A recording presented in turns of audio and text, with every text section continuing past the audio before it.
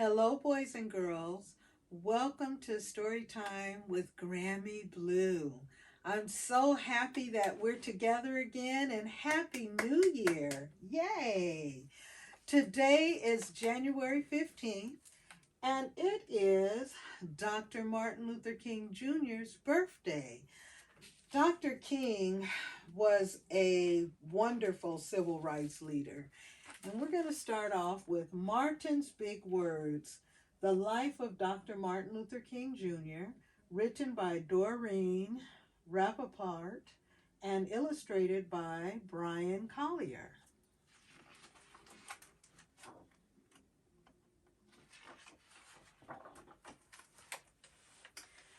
Everywhere in Martin's hometown, he saw the signs, white only. His mother said these signs were in all southern cities and towns in the United States. Every time Martin read the words, he felt bad until he remembered what his mother had told him. You are as good as anyone.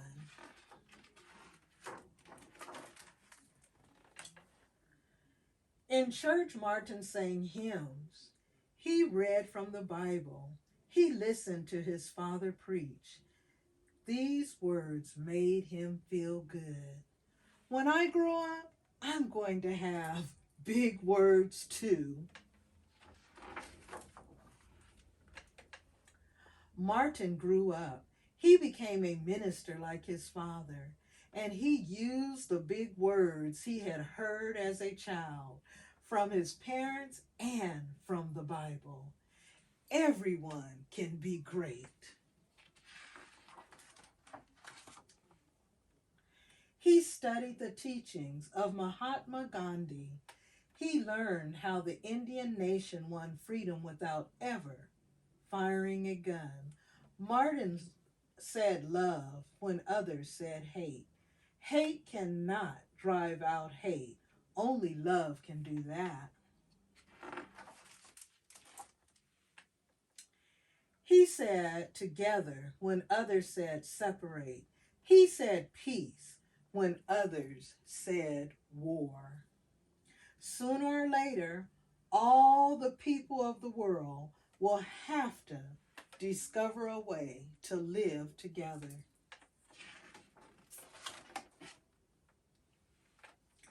In 1955, on a cold December day in Montgomery, Alabama, Rosa Parks was coming home from work.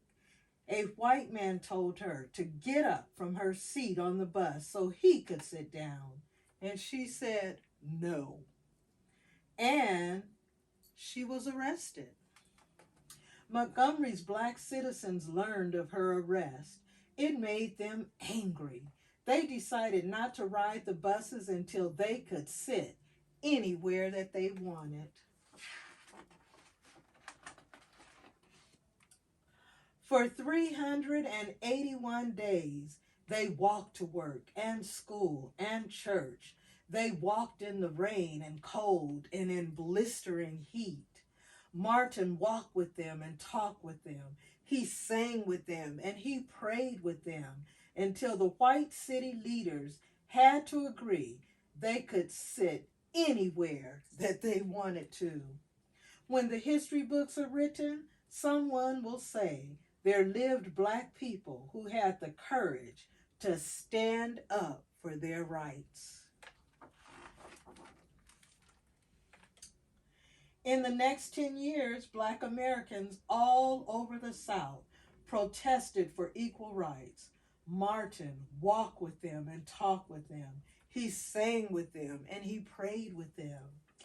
White ministers told them to stop. Mayors and governors and police chiefs and judges ordered them to stop, but they kept on marching. Wait, for years I have heard the word wait. We have waited more than 340 years for our rights.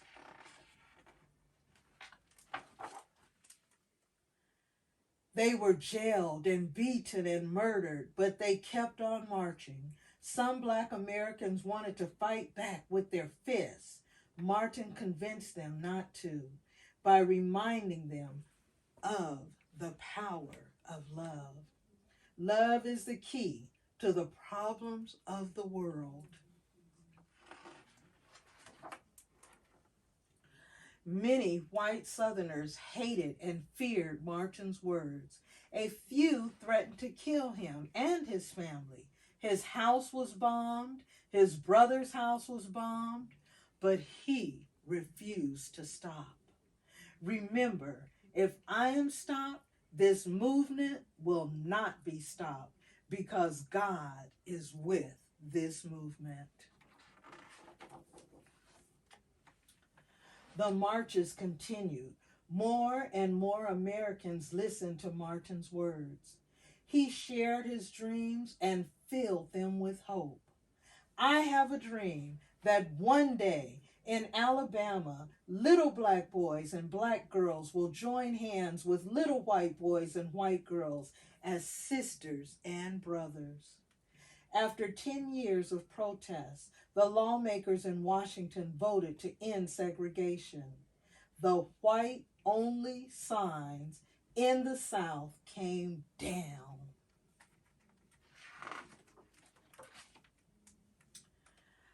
Dr. Martin Luther King Jr. cared about all Americans. He cared about people all over the world, and people all over the world admired him. In 1964, he won the Nobel Peace Prize. He won it because he taught others to fight with their words and not with their fists.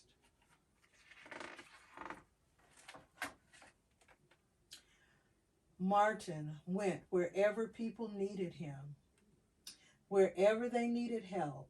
In April 1968, he went to Memphis, Tennessee. He went to help garbage collectors who were on strike. He walked with them and talked with them and sang with them and prayed with them. On his second day there, he was shot and he died.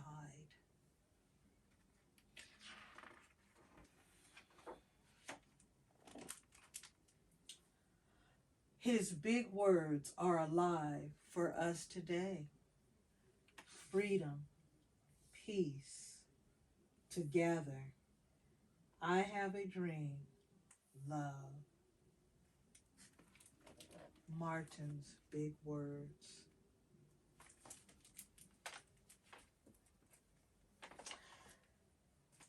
This book was written by his niece. The title of it is My Uncle Martin's Words for America. Dr. Martin Luther King Jr. loved everyone. It didn't matter if you were rich or poor or the color of your skin. He showed love. And it's written by Angela Watkins and illustrated by Eric Velasquez.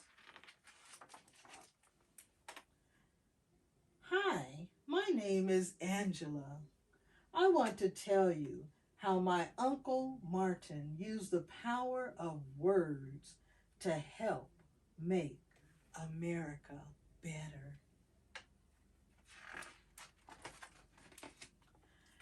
Before America elected its first African American president, or the first African American woman ran for president, or an African American was appointed as a Supreme Court judge, before African Americans became astronauts or Hollywood directors or billionaires, America was a very different place.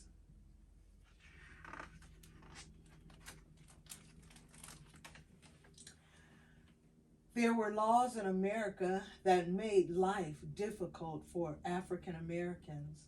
These laws kept African Americans from exercising their civil rights, such as being able to choose where to eat, where to drink, where to shop, or even to live.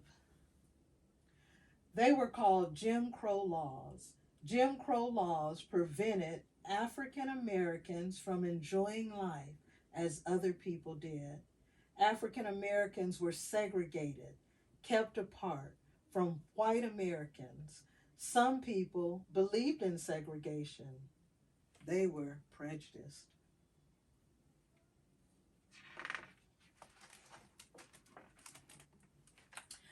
My Uncle Martin did not believe in Jim Crow laws or segregation.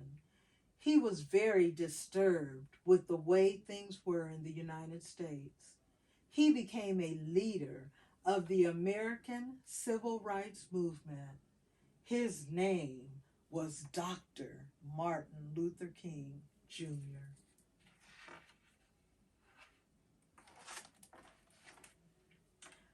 Uncle Martin worked hard to change Jim Crow laws. He stood up and spoke out against them.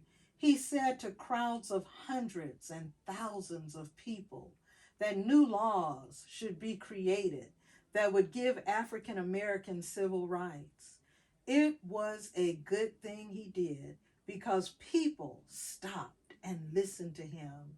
His deep and captivating voice had rhythm and vibration, just like music.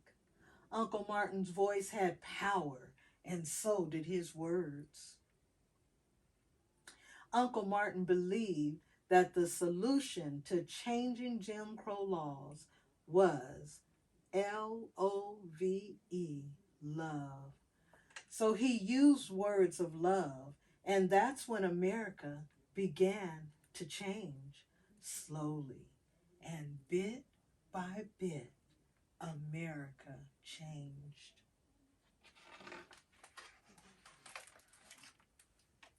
When prejudiced people bombed his house, where his wife and his first baby were at home, Uncle Martin said with a loud voice, "None violence." The prejudiced people bombed his house because they didn't want him to fight against Jim Crow laws. Nonviolence means that you will not use hate, weapons, or harmful words to solve your problems. You will only use love.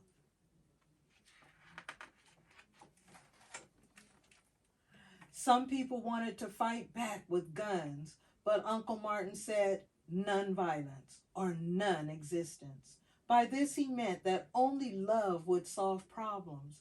Violence would result in people hurting one another, and some might die. When Uncle Martin used the word nonviolence, people listened and things began to change. The people who wanted to fight back with violence put away their guns and words of hate. They listened to Uncle Martin talk about how much more powerful love is. He showed them how unconditional love would give them the power to change things. Uncle Martin cried out justice in Montgomery, Alabama, where African Americans were forced to sit in the back of city buses or stand and give their seats to white Americans if the bus was crowded. Uncle Martin said, "Let justice roll down like waters." He meant that everyone should be treated fairly. When Uncle Martin used the word justice, people listened and things changed.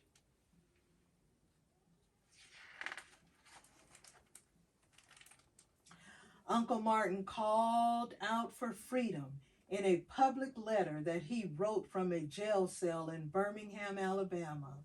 "We will win our freedom," he wrote, when he was arrested for trying to change the laws in Birmingham. These laws kept African Americans from using the same water fountains as white Americans, or eating in the same restaurants, or using the same restrooms. Freedom means that people are not controlled by other people or unfair rules. Uncle Martin's letter became known as the Letter from Birmingham Jail. It contained almost 7,000 words. It was a very long letter.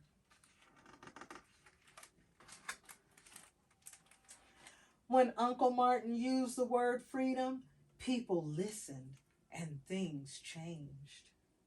People started to march in the streets to show that they wanted change, even though angry police dogs and water hoses were turned on them. They kept marching. Uncle Martin's words of love gave them the strength to keep going. They sang, "We shall overcome." They kept on marching until the Supreme Court of the United States said that Birmingham's segregation of African Americans was against the law. African Americans could enjoy public places just like everyone else.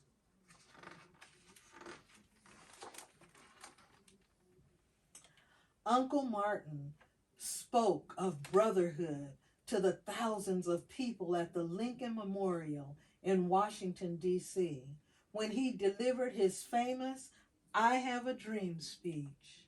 Standing on the steps of the Lincoln Memorial, Uncle Martin said that we should all sit down together at the table of brotherhood. By that he meant that we should all come together and love each other like family.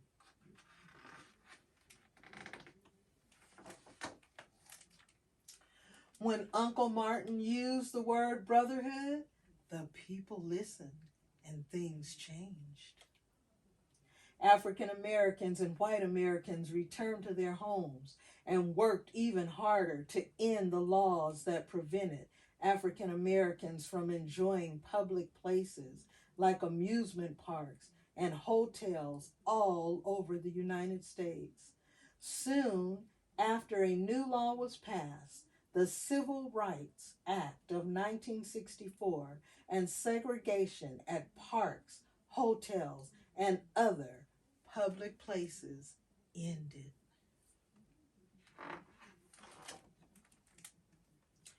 Uncle Martin shouted equality to thousands of people in Selma, Alabama, in order to remove the laws that kept African Americans from voting. Equality means that no one is treated differently from anyone else. And when Uncle Martin used the word equality, people listened again and things changed. Thousands of people marched. They started in Selma and headed for Montgomery, Alabama. Angry mobs of police, prejudiced people stopped their first attempt, but the marches started again a few days later. Uncle Martin's words of love kept them motivated. The second time they made it, they marched all the way to Montgomery, almost 55 miles. It took 5 days and 4 nights, but the people kept on marching, and they marched without fear. Again they sang, "We shall overcome. Love will see us through. We shall overcome."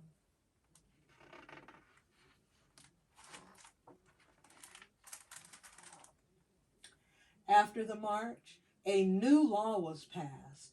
The 1965 Voting Rights Act ruled that it was against the law to do things that would keep African Americans from voting, like charging them a poll tax and giving them difficult tests. African Americans could then go straight to the voting polls, just like everyone else.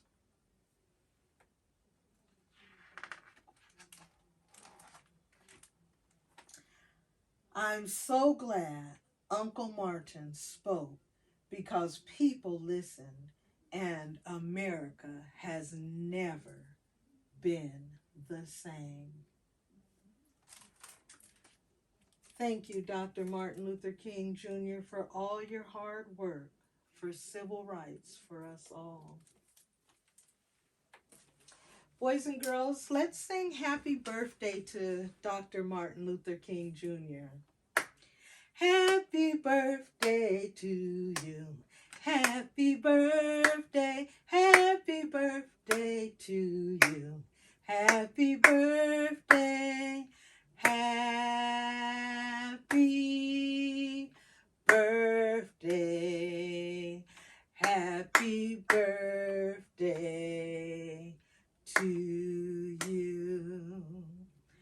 Thank you, boys and girls. I will be reading many more stories to you real soon. And remember that Grammy Blue loves you. Bye-bye.